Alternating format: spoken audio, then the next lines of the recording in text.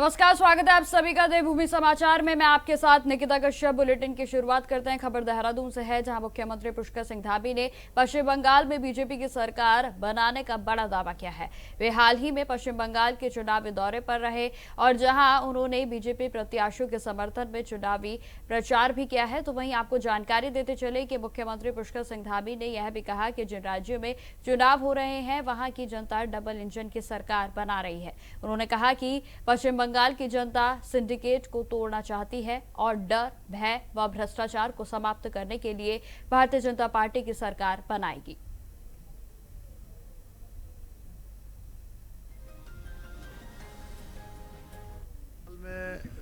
लोगों में इस बार पूरी तरह से परिवर्तन की लहर है और लोग वहाँ की सरकार को बदलना चाहते हैं। टीएमसी की सरकार ने वहाँ पर पूरी तरह से एक सिंडिकेट की तरह काम किया है, भय और डर का माहौल पैदा किया है। वहाँ पर लोगों के अंदर घोर निराशा है। लोग वहाँ पर डबल इंजन की सरकार बनाना चाहते हैं।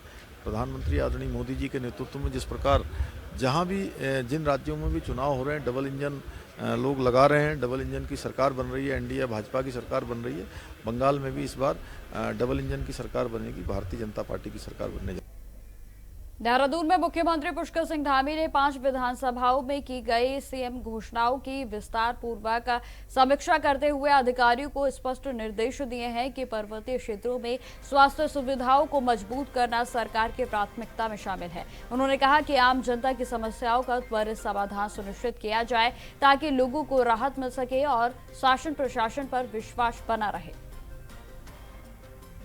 सभी जो सरकार की योजनाएं हैं, लोगों की जो ज़रूरतें हैं, वो सभी यथा समय पर पूरी हों, गुणवत्तापूर्ण हों। और चारधाम यात्रा चल रही है अभी, बस उसकी सारी तैयारियां हमारी प्रारंभ हो गई है और ठीक से हों, सड़कें ठीक बने, आवाज़ ठीक बने, लोगों की जो श्रद्धालु पर्यटक आने वाले हैं उन सब की सुविधा और उनकी सुरक्षा दोनों ही हमारे लिए बहुत महत्वपूर्ण है। उसी को लेकर बैठक की गई है और सभी तैयारियां अच्छी चल रही हैं। चारधाम यात्रा अच्छी होगी और जो बीच बीच में गैस का जो संकट विश्वव्यापी है उसको लेकर भी हमने तमाम जो वैकल्पिक साधन हो सकते हैं उन साधनों पर हम काम कर रहे हैं। हमारा वन निगम लकड़ी की सप्लाई करेगा, अन्य विभाग जो है जो भी जिस स्तर पर हैं सभी मिलजुल कर करेंगे और चारधाम यात्रा अच्छी होगी। चारधाम यात्रा के लिए पूरी तरह से हमारा राज्य तैयार है।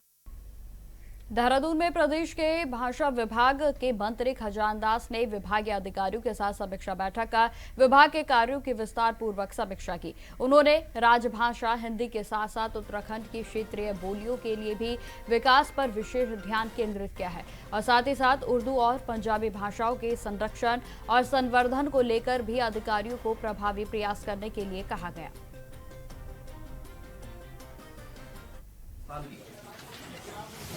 ये विभाग मुझे सौंपा गया है और आज समीक्षा की गई है और जिस तरह से भाषा के लिए 4 साल के अंतराल में जो काम हुआ है, साहित्यकारों का सम्मान और रचनाकार जितने भी हैं उनका सम्मान देना, बाल साहित्यकारों का सम्मान करना और अभी हम कुछ नया करने की भी योजनाएं हैं और इसके निमित्त आज सभी संबंधित अधिकारियों को बुला करके ये बैठक की गई है। और जो माननीय मुख्यमंत्री जी का जो एक सपना है, विकसित उत्तराखंड विकसित भारत, माननीय प्रधानमंत्री जी का सपना है और भाषा विभाग उसमें जिस तरह से खोज करके साहित्यकारों को एक मंच पर लाना, ये बहुत बड़ी उपलब्धि भाषा संस्थान की रही है और अब जिम्मेदारी मुझे मिली है। आगे भी हम और आगे प्रयास से करेंगे कि संस्थान ऊंचाइयों को छुए। देहरादून में प्रदेश के आयुष एवं आयुष शिक्षा मंत्री मदन कौशिक ने विधानसभा में स्थित सभागार में विभागीय अधिकारियों के साथ समीक्षा बैठक की, जहां उन्होंने कहा कि आयुष एवं आयुष शिक्षा विभाग राज्य के लिए बेहद ही महत्वपूर्ण है और जिसके अंतर्गत 3 राजकीय परिसर तो 13 जिला आयुर्वेदिक एवं यूनानी सेवा कार्यालय, 21 निजी महाविद्यालय और 13 जिला होम्योपैथिक कार्यालय सहित कई संस्थाएं संचालित हो रही हैं। बैठक में आयुर्वेदिक विश्वविद्यालय से जुड़ी समस्याओं पर चर्चा करते हुए महानिदेशक की अध्यक्षता में एक कमेटी गठित कर तत्काल समाधान करने के निर्देशों को भी जारी किया गया है।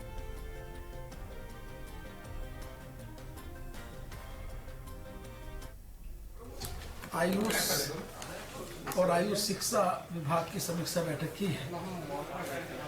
आयुष विभाग एक राज्य की दृष्टि से बहुत ही महत्वपूर्ण विभाग है।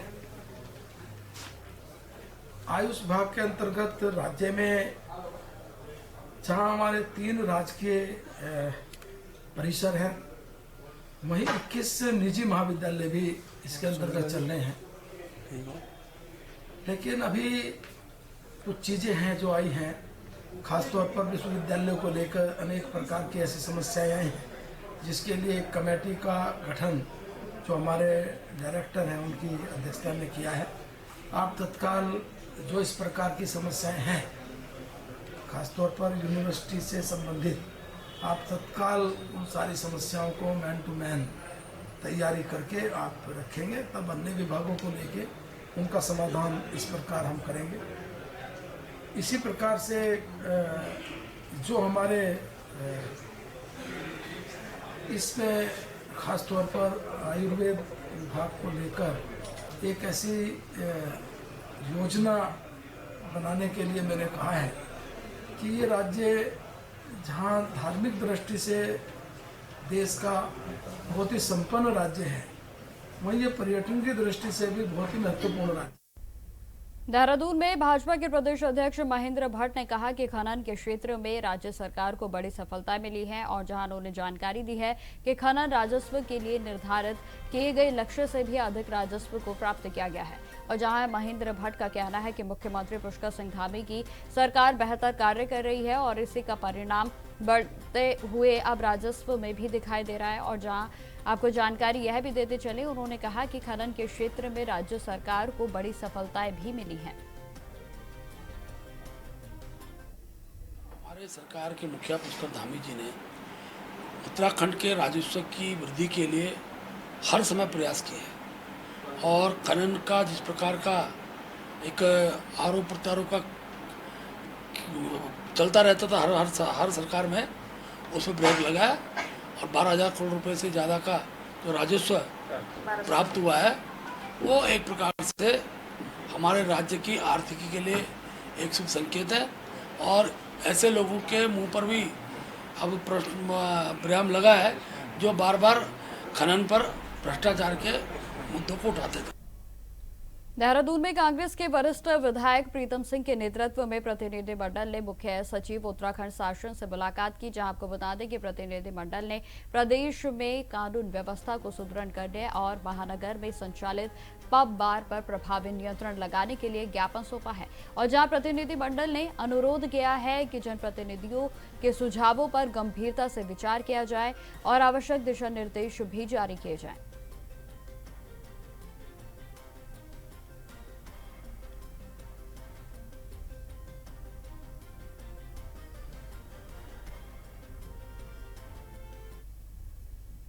अब खबर हरिद्वार से है, जहां बद्रीनाथ धाम के कपाट खुलने की परंपरा के तहत कल 8 अप्रैल को ऋषिकेश में गाड़ू गढ़ा यात्रा का आयोजन होगा, जिसमें कि आपको बता दें कि इस वर्ष ज्योतिष मठ के शंकराचार्य स्वामी अभिमुक्तेश्वरानंद सरस्वती स्वयं इस पवित्र यात्रा को रवाना करेंगे। शंकराचार्य के अनुसार सबसे पहले टिहरी राजमहल में कपाट खुलने का मुहूर्त निकाला जाता है और जहां तिलों के तेल की पैराई की जाती है, तो वहीं यह तेल कलश में भरकर ऋषिकेश लाया जाता है और वहां से यात्रा शुरू होती है। यात्रा का मार्ग डिम्बर गांव और ज्योतिष मठ से होकर बद्रीनाथ धाम तक जाएगा और जहां कपाट खुलने के बाद आगामी 6 महीनों तक इसी तेल से भगवान के गर्भगृह में अखंड ज्योति प्रज्वलित की जाती है। तो वहीं आपको यह भी जानकारी देती चले कि शंकराचार्य आज हरिद्वार पहुंच चुके हैं और कल विधि विधान के साथ यात्रा को आगे पड़ाव के लिए रवाना किया जाएगा।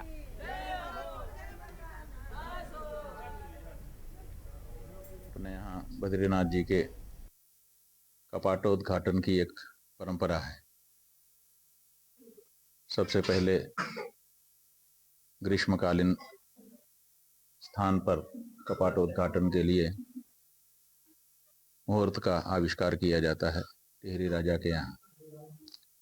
उसके बाद भगवान की ज्योति के लिए तेल की पेराई होती है और फिर उसको कलश में स्थापित करके ऋषिकेश लाया जाता है और वहाँ से फिर विधि विधान के साथ डिम्मर गांव ज्योतिर्मठ होते हुए वो तेल का घड़ा, जिसको गाडू घड़ा स्थानीय भाषा में कहते हैं, वो बद्रीनाथ जी पहुँचता है, जो आने वाले 6 महीने में भगवान के गर्भगृह में ज्योति के प्राकट्य के लिए उपयोगी बनता है। तो वो घड़ा, गाडू घड़ा, कल ऋषिकेश से रवाना होगा। केंद्रीय डिमरी पंचायत का यह अनुरोध था कि हम लोग चाहते हैं कि इस बार आप स्वयं आकर के उसको रवाना करिए। वैसे परंपरा से हमारे प्रतिनिधि उसमें सम्मिलित होते रहे हैं, लेकिन इस बार डिमरी पंचायत की ये विशेष इच्छा थी, तो हमने भी उनका समादर किया और हम आज हरिद्वार आ गए हैं। कल यहाँ से ऋषिकेश जा करके गाडू घड़ा को ससम्मान डिम्मर और ज्योतिर्मठ और बद्रीनाथ के लिए रवाना करें।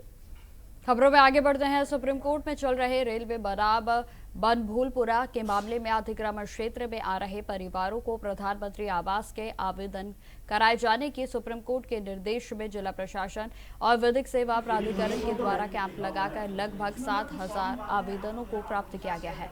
और जब आपको बता दें कि आवेदनों की स्क्रूटनी का भी काम शुरू किया जा रहा है, तो वहीं आज नगर आयुक्त परितोष वर्मा और सिटी मजिस्ट्रेट AP वाजपेयी ने सभी कर्मियों को स्क्रूटनी का प्रशिक्षण दिया है और साथ ही साथ समय सीमा पर स्क्रूटनी करने के निर्देश भी जारी किए गए।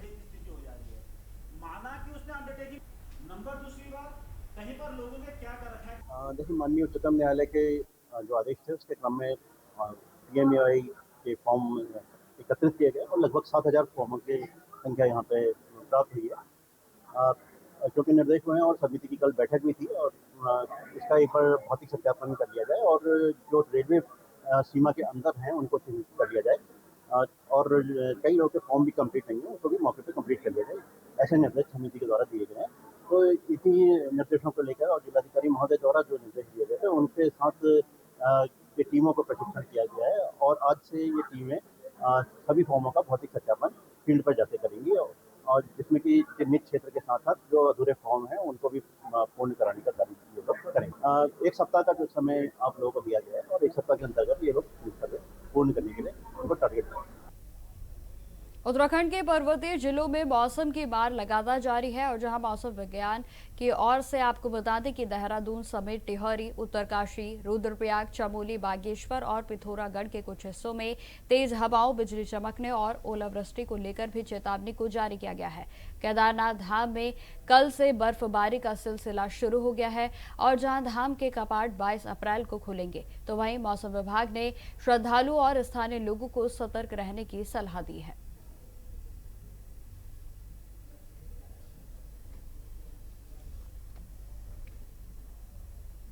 उत्तराखंड में अप्रैल के महीने की शुरुआत से ही पश्चिमी विक्षोभ के प्रभाव से अब आपको बता दें कि राज्य के कई हिस्सों में मौसम का मिजाज बदलता हुआ नजर आ रहा है और जहां मौसम विभाग के अनुसार आज 3300 मीटर से ऊंचाई पर क्षेत्रों में बर्फबारी देखने को मिल सकती है, तो जबकि आपको बताते चलें कि पर्वतीय इलाकों में भी हल्की से मध्यम बारिश और अन्य जिलों के कुछ स्थानों पर हल्की बारिश की संभावना है और जिसके साथ साथ तेज हवाएं चलने, तो वहीं आकाशीय बिजली गिरने की भी चेतावनी को जारी किया गया है। मौसम विभाग के अनुसार देहरादून, टिहरी, हरिद्वार और उत्तरकाशी जिले के लिए ऑरेंज अलर्ट को जारी किया गया है, जबकि अन्य जिलों के लिए येलो अलर्ट पर उन्हें रखा गया है।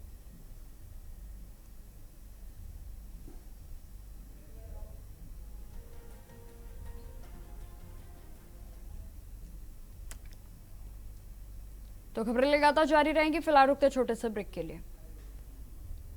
तो ब्रेक के बाद एक बार फिर से स्वागत है आप सभी का। बढ़ते हैं खबरों की और। खबर हल्द्वानी से है, जहां नए शिक्षा सत्र को लेकर जिला प्रशासन पूरी तरह से सतर्क हो गया है। जिलाधिकारी नैनीताल के निर्देशन पर नगर क्षेत्र में बुक सेलर्स की जांच के लिए 3 टीमों का गठन किया गया है और जिनका नेतृत्व नगर मजिस्ट्रेट, उप जिलाधिकारी और तहसीलदार ने किया। जहां टीमों ने कालाडूंगी रोड पर वर्धमान बुक डिपो के साथ साथ अन्य जगहों पर भी निरीक्षण किया है। जहां निरीक्षण के दौरान अभिभावकों से फीडबैक लिया गया है, जिसमें से कुछ स्कूलों के द्वारा विशेष दुकानों से किताबें खरीदने के लिए स्लिप देने की शिकायत भी सामने आई है। तो वहीं इस पर संबंधित विद्यालयों के खिलाफ नोटिस जारी करते हुए उन पर कार्रवाई के निर्देश भी दिए गए हैं।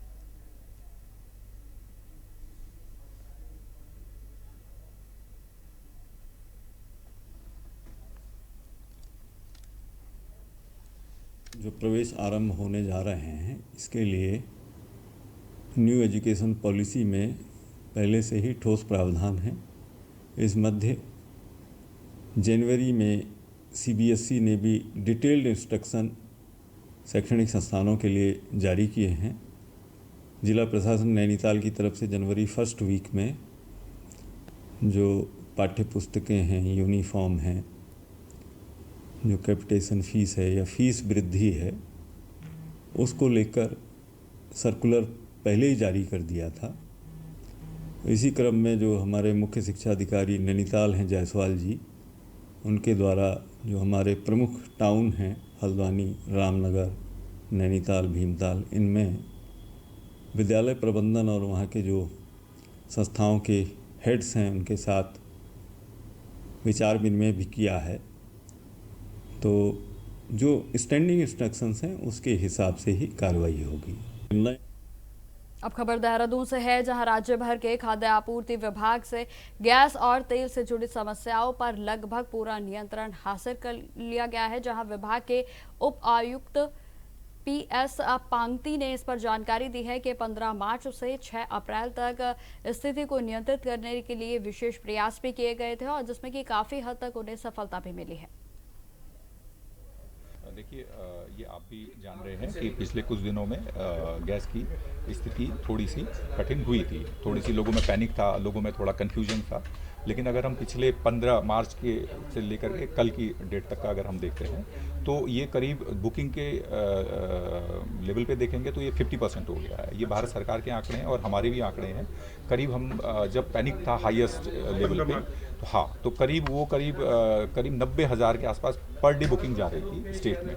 और आज की जब हमने कल की निकाली है तो करीब वो 40,000 पे आ गया है बुकिंग। जबकि हमारे जो नॉर्मल डेज की जो बुकिंग है वो 55 से 60,000 के आसपास में बुकिंग जाती है। तो एक तरीके से हम देखते हैं बुकिंग के लेवल से अगर आप इसको परखना चाहेंगे तो करीब हम उस जो एवरेज हमारा था दैनिक बुकिंग का, उससे भी हम नीचे के स्तर पे। अब खबर रुड़की से है, जहां किसानों का गुस्सा एक बार फिर से सड़कों पर देखने को मिला। जी हां, आपको बता दें कि उत्तराखंड में किसान मोर्चा के बैनर तले बड़ी संख्या में किसान बिजली और राजस्व से जुड़ी समस्याओं को लेकर महापंचायत में जुटे हैं। और जहां राष्ट्रीय अध्यक्ष गुलशन रोड के नेतृत्व में किसानों ने विद्युत विभाग कार्यालय पर धरना देकर सरकार और विभाग की नीतियों के खिलाफ जमकर नारेबाजी की। तो वहीं मुख्यमंत्री पुष्कर सिंह धामी के नाम पर अधीक्षण अभियंता के माध्यम से ज्ञापन भी सौंपा गया।